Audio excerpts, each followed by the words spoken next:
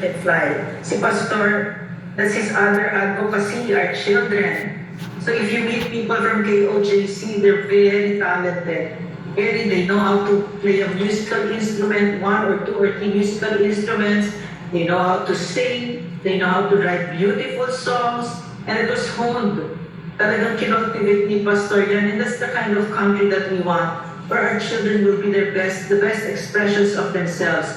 Not drug addicts. We don't want drug addicts for our children to be drug addicts, nor to be led by drug addicts. And that is exactly where our country is right now. Yes, ma'am. At attorney, balikan ko lang yung naging laman ng GRP deal with the NDFPs. Kasi masyadong controversial itong last na sentence. Sabi nila, we envision and look forward to a country where united people can live in peace and prosperity. Iba yata, attorney Kay, nangyayari ngayon sa panahon ni Marcos Jr. Oo nga, di ba? Nakikita natin, lawless na nga eh. Wala nang constitutional rights, wala nang human rights. Ito, kinuha pa nilang pumalantara na ang pangungurakot nila. Mga kawatan na talaga sila. Imagine na, ito, may nabasa din kasi, ito nangyayari ngayon sa ating bansa. Kung sinasabi talaga nila, for peace to, may for prosperity, may statement pa eh. Itong presidente, parang similar sa sinasabi ni Pastor for peace, prosperity, and stability eh. So, yun ang kiniklaim niya ngayon. Pero ano nga ba, ito may magandang post eh, which is a truth stream post, na makikita talaga natin ang ginagawa ngayon na issue, etong sa impeachment, etong ginagawa ngayon laban kay VP Sara, etong sa mga vloggers, etong kay Pastor Apollo Siquiboloy, at saka ano-ano pang mga issue na binabalandra nila. Pero actually, may tinatago sila behind. Magandang post ng truth stream na to. Ikaw bang gusto mo? Ikaw mo basa? Sabi dito, Attorney Kay at Ma'am Lorraine, yung impeachment is a distraction. What they don't want you to see. Sabi dito, a day before, February 5, an A1 information revealed that the House of Representatives has carefully orchestrated a swift impeachment against Vice President Sara Duterte. The events were not a surprise attack, nor a masterful political strategy.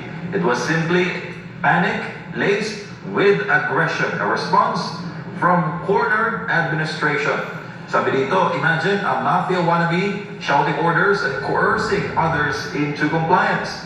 Phones were seized, signatures were demanded. Allegedly, a reward system was in place, 25 million for the ACA program, another 25 million for the AIX, and 100 million pesos in infra funds through the DPWH, penny released via the Office of the President and DBM. Multiply that by 215 signatories. We're talking billions. No wonder why President Marcos recently urged Filipinos to pay your taxes to fund the pockets of the corrupt. Amid the noise of the government schemes, it's crucial not to lose sight of the real issues, those that this administration desperately wants to keep hidden. Ito, Attorney Kay at Ma'am Lorraine, number one, sa ayaw daw na makita ng administrasyon dahil ginawa nilang diversion yung impeachment issue, yung anomalous bicameral report. The administration has come under fire for the questionable bicameral report or yung hashtag na Bicam na talagang viral ngayon sa Facebook at sa social media, which was later incorporated in the 2025 General Appropriations Act. The report was criticized for being filled with blank spaces, raising serious concerns about corruption and lack of accountability. So, unahin natin itong pag-discuss, Ma'am Lorraine, yung BICAM na mukhang ito nga ang dahilan. At may mga issue ng impeachment para hindi ito mapansin at mabaon sa limot ng mga Pilipino. Attorney, Ma'am Lorraine. Yes. You know, the good thing there, no, again, I see the good thing there. Kasi yung kagandahan na nakikita ko dyan, yung at this time, no, feeling ko wala na mapupuntahan ng mga Pilipino, na wala ng executive tsaka yung legislation, talagang legislature wala na talaga. Pero pala meron pa tayong judiciary, meron pa tayong judikatura, Yes. meron pa tayong last recourse, meron pa tayong pupuntahan. So, sa madaling salita, natatakot sila. May kinatatakutan pala itong mga kakapal na mga mukha ng mga ito, itong mga kawatan na ito.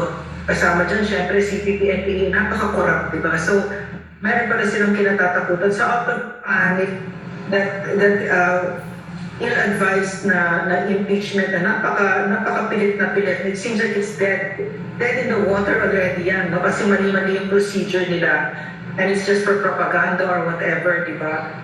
Talagang natakot sila. Buti naman at may kinatatakutan pa sila. So, yun yung pagdarasal natin ng Pilipinas. Siyempre, paglalaban natin yan, di ba?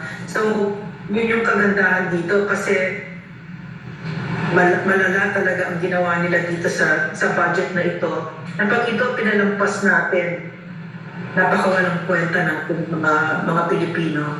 Dito mo talaga isasabihin sa sarili mo, I am not a Filipino for nothing. Yes. Hindi ko papayagan ito. Diba? So, yun. Yeah.